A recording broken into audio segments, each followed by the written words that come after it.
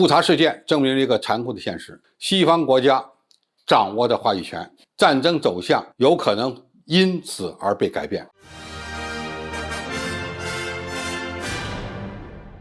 观众朋友、网友朋友，大家好，我是付建少。4月3日，乌克兰政府指责俄罗斯在乌克兰的基辅附近的布查镇进行了一场大屠杀。上午在街头上的平民尸体照片激起了多国的强烈反应。俄罗斯则明确否认俄军应对布查镇平民的死亡负责，并且指出俄军于3月30日已经全数撤离该镇，并称这些图像是由乌克兰捏造的。俄罗斯在联合国就这一指控要求召开会议，但是遭到西方国家的拒绝。而在外交层面，一场史无前例的隔喉战已经开始。西方多国驱逐俄罗斯的外交官。美国总统拜登声称，俄军在乌克兰布查镇犯下了战争罪，并再次称呼普京为战犯，估计对其进行审判。乌克兰总统泽连斯基先前谴责俄军种族灭绝，执行法外处决，随后又说布查镇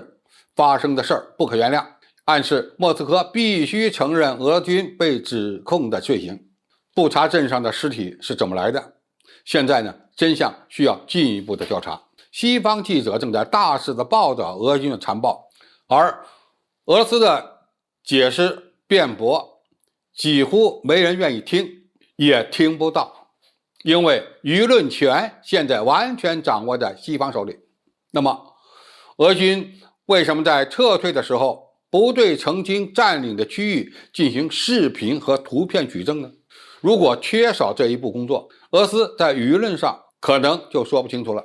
目前俄军正在调整战略部署，集中兵力解决顿巴斯地区的乌军精锐军团。这样的战术调整或是战役转向，这本身并没有什么问题。但是如果在舆论战上败下阵来，那么其后果将是非常严重的。首先，布查事件出来以后俄乌战争的性质现在已经发生了变化，朝着克劳塞维茨所说的绝对战争方向演变了。泽连斯基基本上拒绝了与普京的会面，在联合国安理会的发言中更是要求安理会开除俄罗斯，或者是改革安理会，甚至自行解散。由此可以看出来，在此之后，交战双方都会将彼此视为绝对敌人，而且交替着要求对方去纳粹化。未来在谈判中妥协的可能性恐怕会进一步的降低。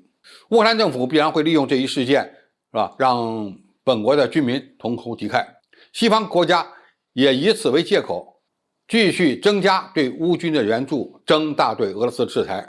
美国现在已经开始培训乌克兰军人使用美式武器，欧洲国家开始给乌军提供大型的地面作战车辆，这些都意味着战争有可能会进一步升级。泽连斯基很明显有了底气，改口称要抵抗到底，加入北约，组织乌波利艾拉5国联军，也就是乌克兰、波兰、立陶宛、爱沙尼亚、拉脱维亚5国联军。而且他们还声言不会放弃顿巴斯和克里米亚，呼吁世界加大对俄罗斯的惩罚力度。最近，美国和北约的外长在布鲁塞尔再次聚会，紧急商讨这起惨案和对俄罗斯采取新一轮的制裁行动。那么俄罗斯除了采取对等外交制裁以外，那又能用什么样的办法来解释或者辨别这件事呢？因为今后不可能只有一个布查，俄军需要面对指控恐怕还会很多。俄军在乌克兰的作战实际上只是整个战争的一部分。不要忘了，现在的战争是全面的战争，除了火与火之间的交手以外，经济层面的制裁与反制裁、外交斗争和舆论战都将考验普京的智慧。布查事件可能是俄乌战争的又一个转折点，双方和平谈判的困难度在增加，